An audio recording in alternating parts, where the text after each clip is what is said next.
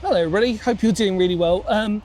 We are today in Pendon Heath in Maidstone. That's for a very special reason, because I'm joined by somebody who is very knowledgeable on this area, especially with the witches, and this is really what we're going to title this today. Claire, hi. Hello. Excuse the noise, by the way. It should be fairly quiet here. The road's sort of been shut as of recording this, but we'll see how this goes. First off, thank you so much for doing this. You're We've welcome. had a wonderful little chat before this, and it's been wonderful to actually meet a fellow local resident, which has been wonderful. Just to sort of chat endlessly about just how things have changed. Yeah, definitely changed. Missing the old days, basically, I think is probably the polite way of saying it. Claire, how did you, we'll crack your own, so how did you get into this knowledge of witches around Kent and Maidstone specifically? Well, I don't know how far back it goes, but it certainly goes back a long time. So I've always been interested in anything like that, anything that's folklore, superstition, witches, ghosts, all that kind of thing. And I'd heard about the Maidstone witches about, not till that long ago, about 10 years ago. Mm-hmm. Didn't think much more of it. And then it's been something that's been in my head, and like many people have thought, who were these women, what were they doing, why were they witches? And I think when I went to Pendle in Lancashire that was probably about 10 years ago, I went round an exhibition in the museum there and thought, these weren't, and realised these weren't witches, they were women. We're talking about Pendle, Pendle in Lancashire. Yes, which is the most famous. It's one of the most ones, yeah. One, well, at least one, or one most people would know. It's okay. And it sort of made me think about, who were these women here in Maidstone? How would they come to be here? And then life happens as it does. And then recently, I don't know if you've heard of the stone, the memorial stone that's been laid in Faversham for four witches there. And that sparked my interest again when that was going on, thinking, well, if they're doing that in Faversham, we ought to look at who we've got here and what their stories are. What can we pick up? Because obviously history is written by the victors, doesn't always tell us everything. So I started a petition to get a memorial in place that really commemorates these women for being women, not just for being witches or for being tried as witches, of course, finding out what actually happened to them. So I started that off, and I started doing some research to find out what had happened. And I'd done a little bit before, but found out their names, where they were from, and a few clues as to their age maybe, and what they're actually supposed to have done, and how they ended up there in 1652, how they ended up losing their lives. Yeah, because in historical, so this is a bit bizarre for us, because as of recording this, when this comes out, this will be far in the future from the case files that you would have already seen the case file study that we did specifically on that. And we also document the list of people who passed away, not only witches, but actually just a very infamous, in the wrong sort of sense, word for hangings and stuff and trials in this area. And you do, well, you work, obviously, we can say you're a counsellor, can't we? And you've obviously done this petition to put out in hopes that there can be a bit more knowledge passed on with that. So I mean, it was done, we did a petition. I could have just taken it to the full council, but we did a petition so that, because there's several people involved, I'm just the person who's more in the limelight than others. But it was something that a group of us wanted to do, and that's the way we felt we wanted to do it, and to be transparent about what we were doing.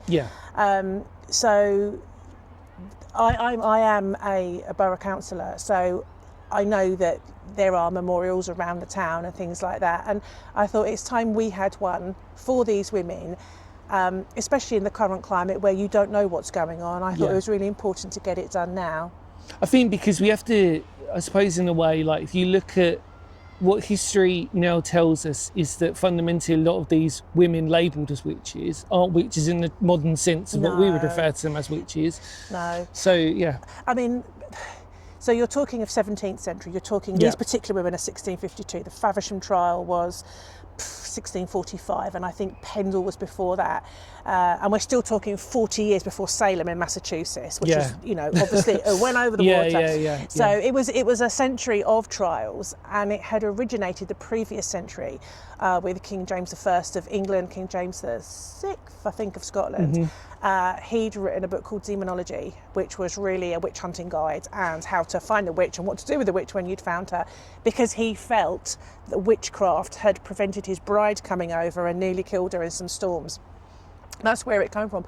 Prior to that, there were witchcraft trials, there were people accused of being witches, but most people who we would think of witches would be healers and midwives. Yeah, so I've spoken about this on a couple of episodes before with some people, and I've always said that really we have to look at history now and the idea that actually what we now label certain things are, or people or groups of individuals are not what they would have been labelled as in the past. And, you know, like shamans or like wise men, for example, probably would have been labelled as witches or have maybe some demonic, you know what I mean? They would have been not necessarily taken in a positive light necessarily. Exactly. You almost have to go back to your ancient Britons and the classic druids, in inverted commas, like where the druids basically were a group of wise elders who were respected and revered, but then further on later on there was trials. And that's probably, I like to think really, if you look through history, it might be that it was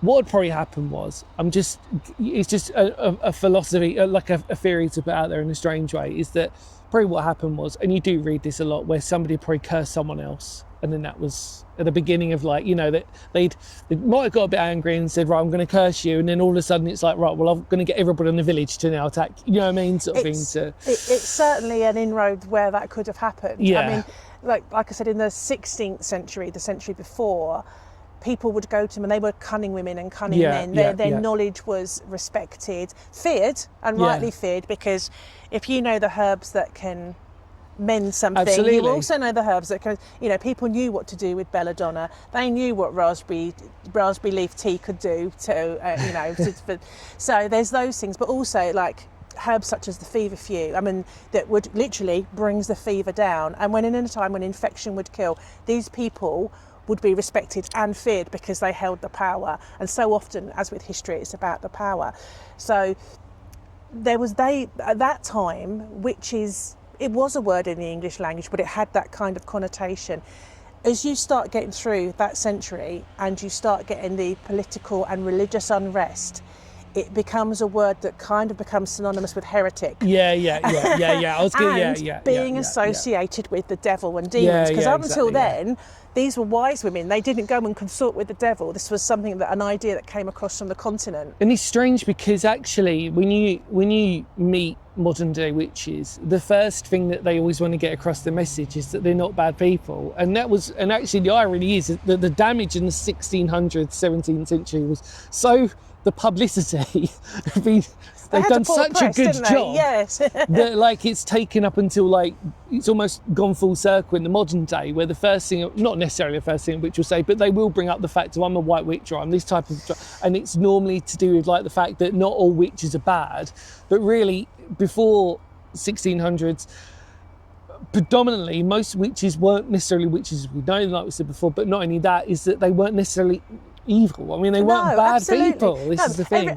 Everybody is black and white. Everybody has, you know, lighter moments and darker moments. Everybody, you know, no one is, spider. No one is perfect.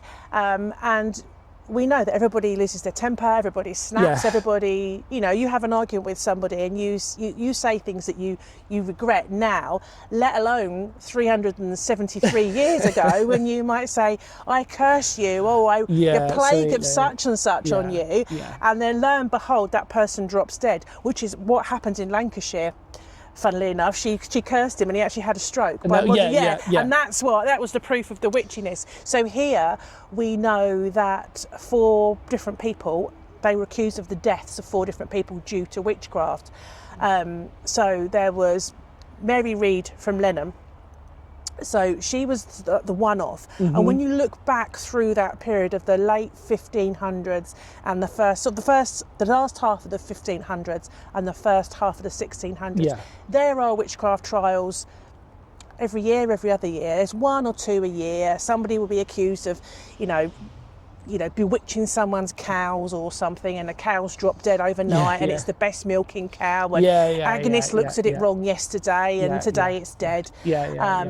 But in 1652, in that summer assizes, 18 people were in Maidstone assizes in the lower courthouse charged with witchcraft, which was our big trial. Well, it's hard not to believe. That's really a great starting point for conspiracy, isn't it? Really, it is. Because if you're around and you must say, oh, that's a bit coincidental that there happens to be almost like a small community Yes. that's literally just going to be wiped out. Yes. We laugh in a way that's kind of just saying It's how a bizarre disbelief. history is Yeah. what it is, you know. So, like I said, Mary Reed, who was from Lenham, is the sort of the one you might expect. And then the others are all from Cranbrook and that area. Yeah. And they're all on trial. And out of the 18, 6 are found guilty and sentenced to hang. Some of the others are found guilty, but they're not found guilty of murder by witchcraft. They're found guilty of bewitching an animal. Right, so they've got, some of them course. are on remand or they've got a sentence. Yeah. But out of all of the 18 people, the 6 that are found guilty and sentenced to hang are the widows and the single women. The rest are men or married women who will be listened to or will have a man to speak up Absolutely, for them. yeah. Yeah, I mean, that alone in itself is so fascinating because it just proves the point of like how certain things don't seem to change through time in terms of like if you're on your own, you can't defend yourself, it's going to be very difficult. And and if you do something that upsets someone, then if you pick the fight with the wrong person, then it's going to sort of come back on you, and it's just... And it's so... The others were still, some of them were found guilty of witchcraft. So, you know, and one of those was a man, but he was, I think he had in prison for a year, because I've seen the assizes records and I've been up to Kew to actually see them, and it actually says, but hung from the neck until they're dead. It's written down and that's stark.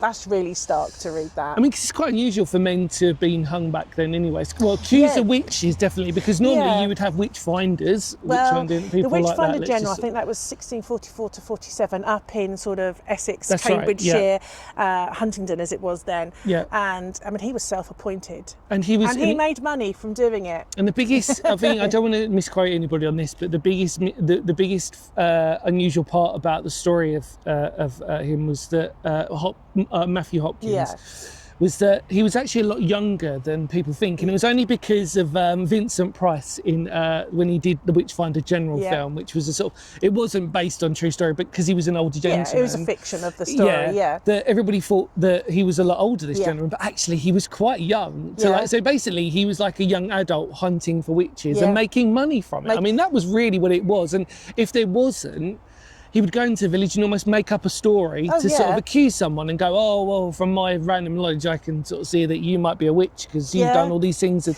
people would just believe it. Well, They'd go along with it because they think, oh, this man seems to be, you know... He's sent from God basically, to purge that's out exactly the devil, it. and these women have been consorting with the devil. And I don't know off the top of my head if he accused any men of witchcraft. He probably did. But we know the majority of women. I mean, we weren't as vicious as some countries. No, of course not. Some of Western Europe was particularly vicious. But you've got these are around murders, going back to the Mason ones, they are about murders as allegedly murders. But obviously the sad fact is in sort of 1652, 1 in 5 children would have died before they reached the age of 1.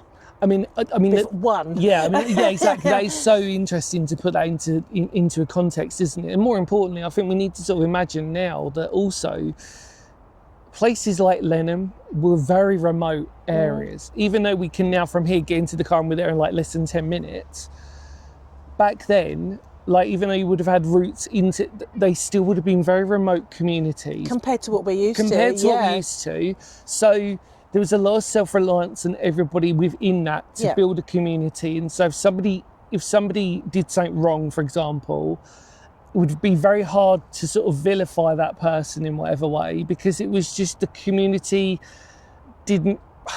If basically, what I'm trying to say is if somebody in the community wanted someone out, eventually... It was easy to do. It was easy to do. So Mary Reed from Lenham, the person she was accused of killing, she was accused of bewitching them and them dying in 1648. That's 3.5 years before she was found guilty.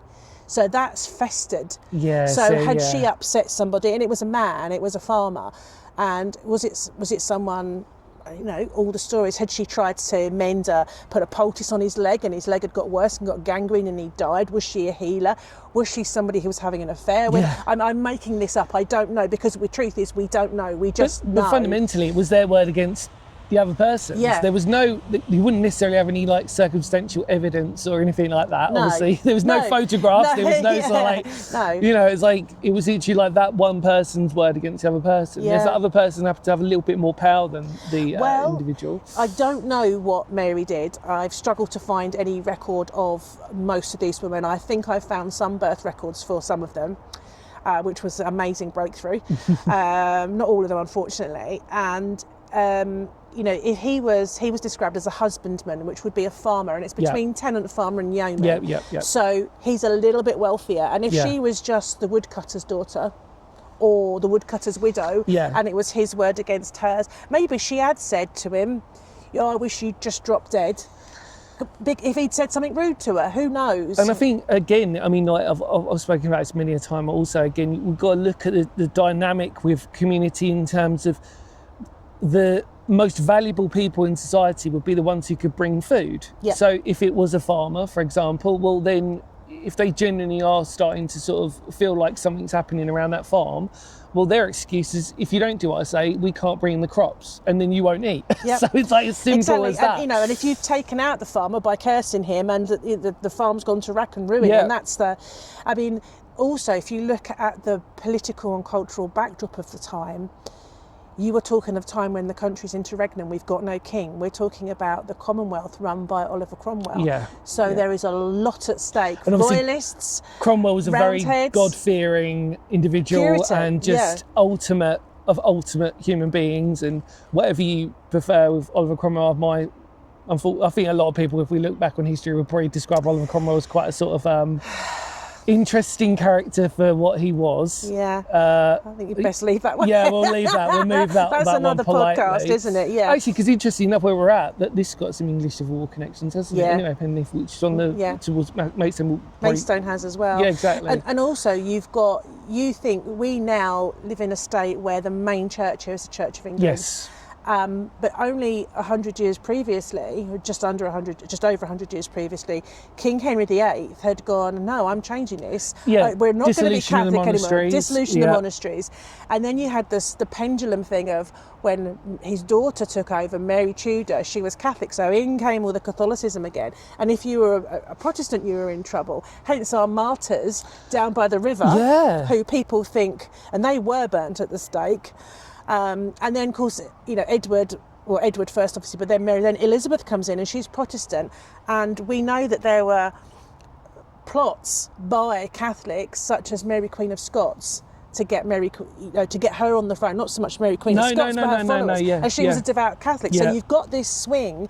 That's why Guy Fawkes attempted to blow up Parliament. So you know, have we got religious factions playing against each other as well? And maybe someone's got a better bit of land than someone else. And also, I mean, it's such an interesting period of time, really, the 1600s, 17th century for most people, because really, yes, you've got all that going on anyway. And there was obviously always the you've not only got that, but to put everything into sort of context with, on top of all of that, you've got folklore starts to really start coming through the fray, and you start seeing stories and more stories being built up, and that's interesting because even though folklore had been going on before, folklore in terms of myths and legends, let's just sort of politely say, at this point we're starting to also see that the power of the story is starting to become a bit more. Printed press, for example, which is obviously now this sort of like, you know, obviously we're living in an age of social media, I mean, but like for them it was just the power of the word, the power of the press, religion. I mean, it was all starting to sort of come through. I mean, even smuggling was starting to become like, you know, just starting to really push its way out onto folklore and become part of myth and legend. Absolutely. And we know that obviously, for example, which I've told this story many a time, smuggling's a fascinating one because to stop locals from being nosy into the smuggling gangs, they'd make up myths and stories about certain places that might be haunted, or that if you go down there, and they believe it. If you hear strange noises, keep your curtains shut, exactly. don't look out. Yeah. And the fear that goes with that. Yes, of course it does. Yeah. And like you say, you're talking about a time when most people didn't read and write. Absolutely. And up until then, only the very rich would afford a book or a pamphlet. And well, even in Latin, for the Bible, for example, that obviously in the 1500s, correct me if I'm wrong, because I remember it's Henry VIII, but in the 1500s, up to that point, it was the idea that only the rich could read Latin. Yep. So, and that was when the Bible was only done in Latin. So 1611 was when King James, the King James version is when that came out. I always myself sometimes. Yep, I know it's in there, but thank you so much for correcting me. And that was written in English. Yes, exactly. So that meant the layperson could then start to read. Well, if they could read, they'd be more accessible to reading the Bible, and then therefore they could be. Although they go to communion and they go to sort of church and be told what to do, now they can self-educate themselves, let's just sort of say. That causes its own troubles. Yeah. And you think all of that within the space of about 100 years, give or take, is going on. Yeah. And it's just like, it's remarkable to me. I mean, like I said, you put all that into context and you think, oh yeah, okay, like this is how history is sort of like going to write itself. And then, you can. Well, and also in... Cranbrook, there's a very big Baptist movement as well. Okay. So you've got potentially Catholic, Protestant, and Baptist church going on. There was quite a lot of members of the Baptist church there. So I mean, it might be insignificant. I can't prove it is or it isn't, but I suspect that there's differences, because the 5 women, well, the rest of them are mainly from Cranbrook. But the 5 women who were found guilty, so that's Anne Ashby, Anne Martin, Anne Wilson, Mary Brown and Mildred Wright. Yeah. They were Cranbrook women, and they were accused of, there was a baby that didn't flourish and they were supposed to have killed her, or him, sorry, I don't know if that's her or him. A young 3-year-old girl and a woman who was related to one of the church wardens. That was all in the sort of the 6 months, 8 months leading up to it. So they weren't all accused of all of them, but there was a mixture. Yes, and so interesting. It makes you wonder, were they involved in the midwifery? Yeah. Were they involved in just healing? Were they the neighbours? It's interesting that there's a group of them that they seem to... Well, I mean, history would tell us anyway that there was some really cruel stories in midwifery in terms of like, if my baby isn't born, then we're going to kill you. If my baby comes out and it's dead, we're going to kill the midwife as well. Yeah. So especially the aristocracy and that, where heir was so important. Absolutely. But they would blame even which you can imagine, like you imagine that as a job, like, okay, let's just hope this baby comes out alive and it can last long enough that I can get out of here, basically. It's not much of a vacation, is it? Yeah, because if I don't, I'm dead as well. Exactly. It's like, wow, okay, like, and it was just a different world in terms of like how that looks like. But yeah, I mean, when you look at it and you think, were they these women? Were they these what we would call healers or herbalists by today's standards? What's the word? Natural practitioners. Natural practitioners is a word. Or were they a group of women that had upset someone else? Were they could have been gossips. Yeah. They could have been, or the gossip could have been about them. And it's interesting, we think of them as being old, we think of them as being unwanted or a burden and all the rest of it, but it's interesting, Anne Ashby, who was one of the main, there's most written about her, because, and I'll tell you a bit about that in a minute. At her trial, there's a record in a pamphlet. We're talking about the printed press. There's a pamphlet written in August that year. So literally the trial happened, the women were executed, and this was written the following month by someone who was there. So that's a really good primary source of information. But she, at her trial, she had somebody that wanted to speak up for her, and he was called Dr. Gresham or Gresham. So what does that tell you about her if she's got a doctor? Yeah, exactly. That she's got some money. Yeah, she's got she's got something wrong with her. Yeah, and that is interesting. She, at the trial, there's most written about her because she sort of did some, I think it describes as swelled up monstrously and wailed, and sort of had, an episode of something, and you think, was that epilepsy? Was that a learning disability? Yeah, I could chat about, Yeah. that's fascinating, because we won't cover that today, but I could genuinely chat to you about all of that anyway. Mental because health obviously issues. mental health Exactly. issues, exactly. You know, and the you bit think like about the sheer pressure of you're on trial for your life, Yeah. and someone asks you a question, you're not going to calmly say, yeah, my name's Anne Ashby. You're gonna be potentially hysterical, aren't you? I spoke to someone a long time ago about psychosis, and saying that if people who obviously have that, for them, it's real to them. Yeah, absolutely. You imagine that in a medieval period, that they know no different, that they're seeing individuals. You know what I mean? But the reason why I'm bringing it up is because you talk about different conditions, etc., etc. Back then, they weren't labelled. Have a clue. And so for them, they would be the outsiders. They would be the ones who would be like, remarkable. I often sometimes think that psychosis, for a lot of some more of the extreme sort of cases, let's just say more of the exorcisms we come across that were like later on in life, were probably started maybe life as some form of psychosis in terms of they're seeing things, it's real to them. You get other people saying, yeah, you are right, you are mad. Do you know what I mean? Because they're not going to necessarily agree with you. I mean, this is the other thing with this witchcraft stuff is, you can't really imagine back then that many people were going to stick up for them, because if they did, they would also feel a punishment as well. You only need to then look at 40 years on Salem, where there was, in the end they blamed it potentially on like a hallucinogenic in the wheat conditions. As That's right. Ergot? Because they blamed that bizarre thing. They also said about that, the Mary Celeste, they said that they were carrying that and it sort of fermented and then therefore whatever. But anyway, another story for another day. But yeah, they were.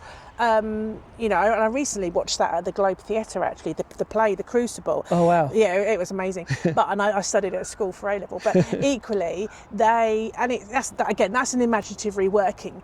But they all have transcripts, and, they would have worked from they called each other out. So if I'm saying, no, Dan's innocent, he's not a witch, and someone's going, but you are, Claire, and you'd be scared. You'd be scared and think, I just want this to go away. And really powerful when you could get hauled away, and the assizes were sometimes quarterly, sometimes 2 times a year, but you could be held in prison, and then you wouldn't have the trial and the solicitors you had to. It'd be bad enough today if someone was to accuse me of something, but when I know I'm going to be thrown into a cell. And in 2 weeks' time, because the truth of it is, these final crimes that these women are supposed to have committed were like 2 weeks before they were on trial. Not only that, you imagine, which I have read before actually when I was younger, about certain cases where some women might have had kids. Well, then kids are just going to be no mother, basically. They're gone. They don't care. They don't care that they've got kids. They're not going to plead the case that they're just like, oh, well, they've got family and they've got a dog or whatever. It's like... There's no one to plead your case. You didn't have a solicitor. Yeah, see you later. Yeah, going back to Anne, she was brought in by, half carried in by soldiers, so obviously she's in a bit of a state. Yeah, of course, yeah. And then her and 2 of the other women claimed to be pregnant.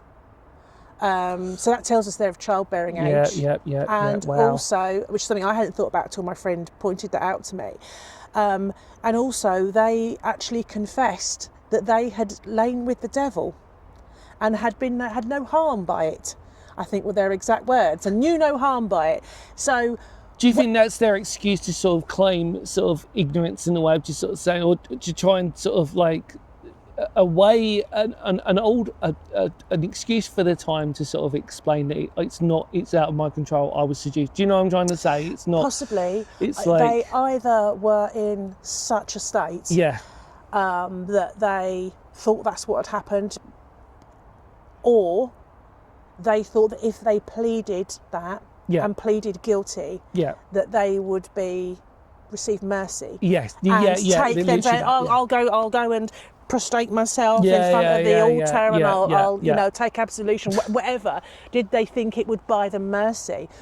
Obviously, saying they were pregnant, they thought would buy them time, and they were examined, and the women were examined for witch marks. And Mary Reed, the lady from Lenham, she had something under her tongue which was decided to be the witch's teat, where she fed the devils. Whether it was an ulcer, an abscess, I don't know. We've all got... Again, could have been anything. We've all got moles and exactly. Could have been moles and birthmarks. But she apparently was showing people again, if she's been locked up, now she may have been locked up. The assizes before was Lent, so that would have been probably February, March. So she might have been locked up for longer. And it may be that she, locked up in a cell, had started imagining all these things. Who knows what had happened to her? She might have been on her own. The other women, were they together? They were at some point, but again, and they're also, and also you imagine when you're in that state, you're desperately trying to figure out maybe potential excuses as to why you can try and get out of it. How can I try and manipulate the system? How can I try and do it? But fundamentally, I mean, it would have never looked good from them the moment they got caught, really. That was basically. And Ashby, like I said, she was one of the main characters in this thing, in this particular trial. There's most written about her. She said that she had a familiar. She said that she'd been with the devil, but she had a familiar called Rug, and it was a mouse. And when she was doing her, having whatever episode she was having, bless her, whether it was a mental health breakdown, whether it was a seizure, whatever it was, and it says that she sort of swells monstrously, and she sort of somehow coughs up this Rug, this familiar, which was a mouse, and she identifies it herself. I mean, obviously I'm guessing that there was nothing to be seen, but she then said it ran onto one of the soldiers, who actually later dies 2 weeks later. And the other women have also, you know, they've made admissions about things, which really doesn't help the situation. And we also know that familiars, most people have got a black cat, or it's the famous trope, isn't it? But we've got pets, or you've got birds that come and see you, and they're all counted as familiars. I mean, if you look at the story as a whole, I mean, it's so fascinating. The fact you've put all the dedication and detail into this, and obviously talking to you, obviously outside the camera, I can testify that Claire is a wonderful human being, and so knowledgeable and really ingratiating.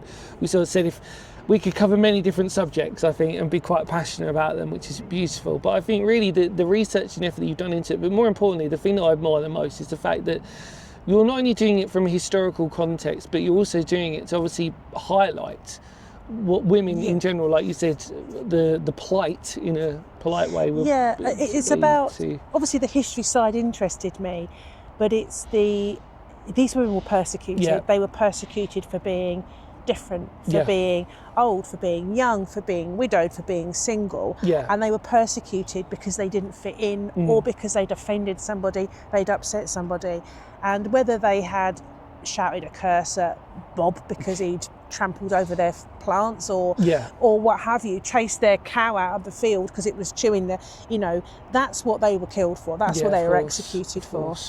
I think it's, I mean, what would the future goal would obviously be, like we said before, was to commemorate as best as possible these women, like we said before, because Faversham, as you rightly said, has got a very humbling, I think, actually. I've seen images of it. I need to actually visit it at some point. The witch is sort of there. It's quite humbling. Yeah, it's right by the Guildhall. Yeah, but I just think that sometimes these types of stories need to be told. They need to be revisited. And not only that, it needs to encourage people out there in YouTube land, let's just sort of say, to sort of like research their own history and understand that there was more to it. To set the scene like we did before about the idea of like all the different events that were taking place back then. You know, to really paint that picture. Because sometimes when we talk about historical context, especially when we've got two people like ourselves who are very passionate about history, we can talk about it in a very matter-of-fact way. Yeah. And other people out there are like, I don't really need, you know what I mean? So sometimes you just need to paint, you just need to encourage people just to sort of look at it and go, oh, I get it now. Do you know what I mean? Like, this is what history is about. This is why we do it. This is why we invest our time and to move forward on it. Is there anything else you'd like to talk about with any of this that we haven't really covered? I mean, is there anything in particular at all? No, I mean, the whole idea is to give these women their voices that they lacked in their trial. And to get them the recognition that I feel they deserve, that, you know, that they were just women who were in the wrong place at the wrong time. I really mean this, Claire. Thank you so much for your time and your patience today. It's been really interesting. I mean, really engaging, really wonderful, and I really I'm looking forward to people's response on this, because like I said, we've done the case file specifically on Pen and Ink, but to know your in-depth knowledge and to know about witchcraft in Kent in general as well, which is wonderful, because that's the tip of the iceberg. Well, this is it, isn't it? This literally is it, and I think that's so wonderful to sort of like this is a nice little marker that we can sort of put on that and just sort of say, right, okay, there will probably be many more episodes and many more things that we will cover in terms of witchcraft and stuff in Kent. And I'm really grateful for your time. It really means a lot. And from a fellow Maidstone homegrowner as well, it's quite nice to sort of see, so it's brilliant. Thank you everybody for watching this wonderful episode. Thank you obviously for Claire. Thank you, you're welcome. Feel free to like, comment, subscribe in the box below, and obviously show Claire some wonderful support. You'll be doing some talks hopefully and everything else. Yes, I've got some talks lined up which I can comment on later. We'll put a link down when that comes out. You'll be able to sort of check out and just sort of say hello. You might even be like, oh, I saw your thing on Phoenix History, it'd be really cool. And there you go. That would be cool. Take care everybody, much love to all of you out there. We'll see you very soon. See you later everybody. Bye. Bye.